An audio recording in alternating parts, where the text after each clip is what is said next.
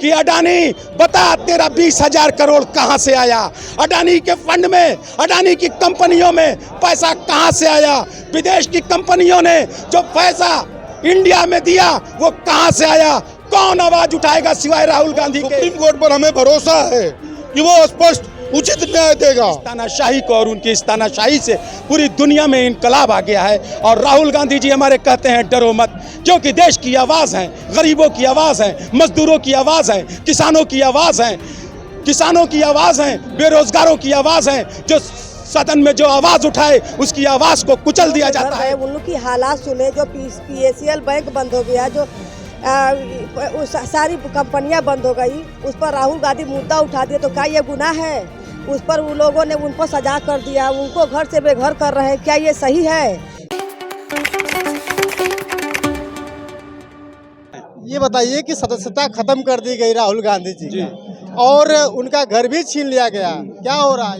ये एक तानाशाह की तरह, जिस तरीके से हिटलर शाही जिसे कहा जाता है, हमारे देश के प्रधानमंत्री नरेंद्र भाई मोदी जी ने जो काम किया है, लोकतंत्र को कुचलने का काम किया है और ये लोकतंत्र की हत्या करने का काम किया गया है। पूरा देश देख रहा है, पूरी दुनिया देख रही है इस तानाशाही को और उनकी इस तानाशाही से पूरी दुनिया में इनकलाब आ गया है। और राहुल गांधी जी हमारे कहते हैं डरो मत, क्योंकि देश की आवाज़ है, गरीबों की आवाज़ है, मजदूरों की आवाज़ है, किसानों की आवाज़ है, किसानों की आवाज़ है, बेरोजगारों की आवाज़ है। जो सदन में जो आवाज़ उठाए उसकी आवाज़ को कुचल दिया जाता है। उसका नाम अगर राहुल गांधी, जिस तरीके से राहुल गांधी ने आवाज़ उठाने का काम किया, संसद में आवाज़ उठाने का काम किया, इसलिए राहुल गांधी की सदस्यता को हटाने का काम किया, क्योंकि जो मुकदमा स्टे पड़ा हुआ था उसको 2 दिन में खोल दिया गया, 2 दिन में उसकी स्टे को खोल दिया गया और राहुल गांधी को सजा सुनाने का काम किया गया।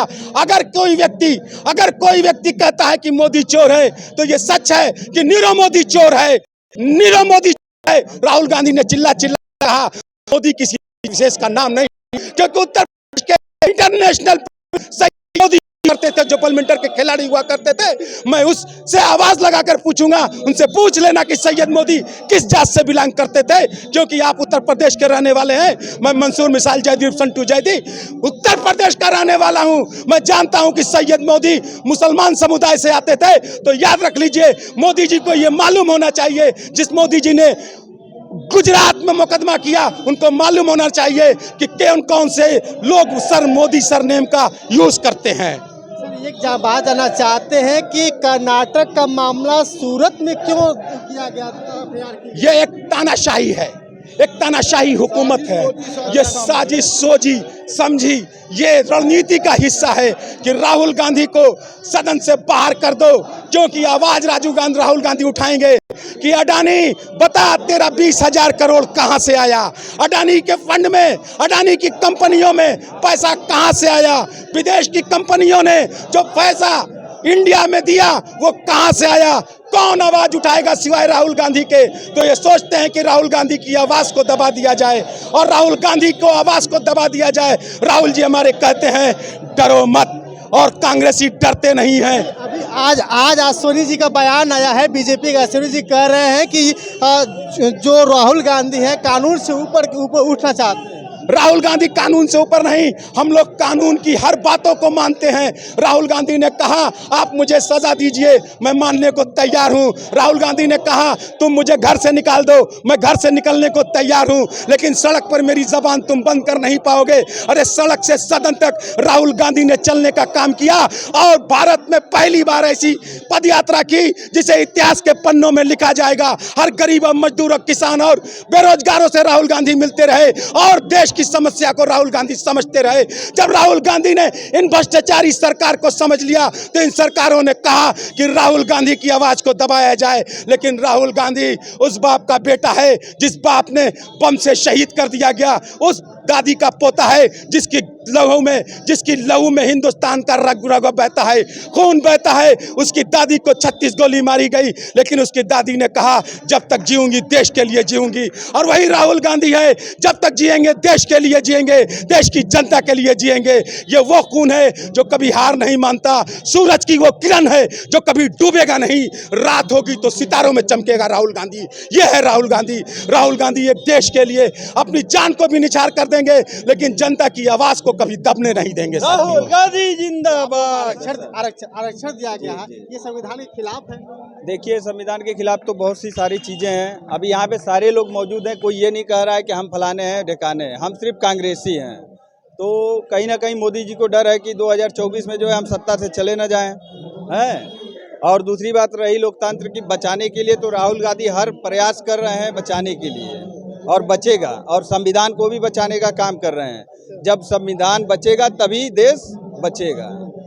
क्या लगता है, आप महिला हैं और महिला होने के बाद कांग्रेस में आज काला काला जो कि वस्त्र धारण की है, काला टी-शर्ट लगा, क्यों ऐसा कर रहे हैं? क्योंकि राहुल गांधी, आज काला दिवस है, राहुल गांधी 300 किलोमीटर जब चल के गए तो गरीबों के घर गए, मजदूरों के घर गए, उन लोग की हालात सुने। जो PSEL बैंक बंद हो गया, जो सारी कंपनियां बंद हो गई, उस पर राहुल गांधी मुद्दा उठा दिया, तो क्या ये गुनाह है?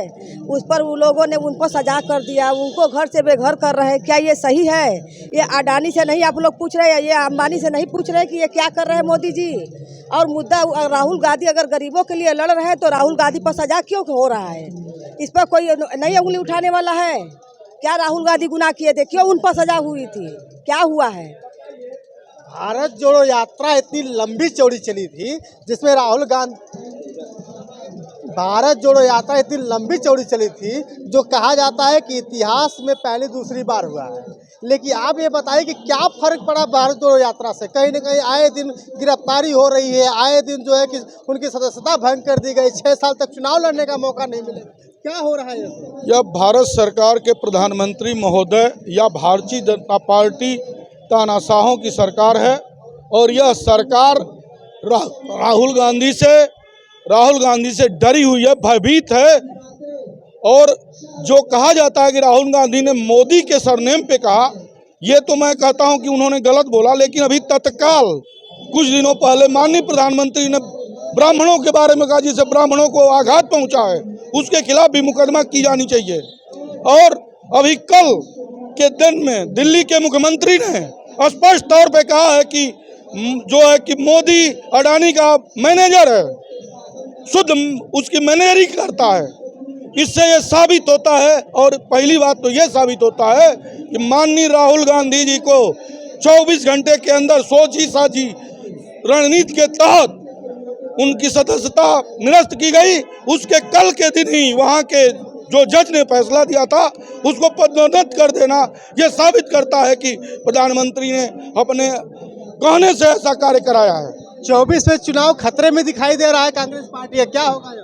क्योंकि में सारा काम जो है कि राहुल गांधी कर रहे थे, अब जो है कि उनको ना चुनाव लड़ने का मौका मिलेगा, उनका घर द्वार सब राहुल गांधी है।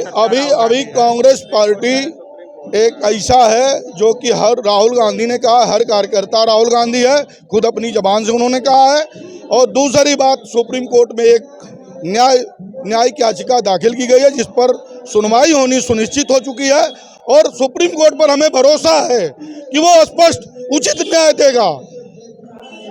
चलिए, बहुत बहुत धन्यवाद। जिस तरह से आप देख रहे हैं कि जिला गाजीपुर में ही नहीं बल्कि चारों तरफ कांग्रेस के कार्यकर्ता राहुल गांधी की सदस्यता भंग होने के बाद लगातार हड़ताल करते हुए नजर आ रहे हैं, धरना प्रदर्शन करते हुए नजर आ रहे हैं। 24 में चुनाव है, आगे की रणनीति क्या होगी इन लोगों की लगातार हम दिखाने की कोशिश कर रहे हैं। तो लगातार देखते रहिए सत्या एक्सप्रेस, सत्ता पे चर्चा। मैं सत्यानंद स्वामी, शुक्रिया।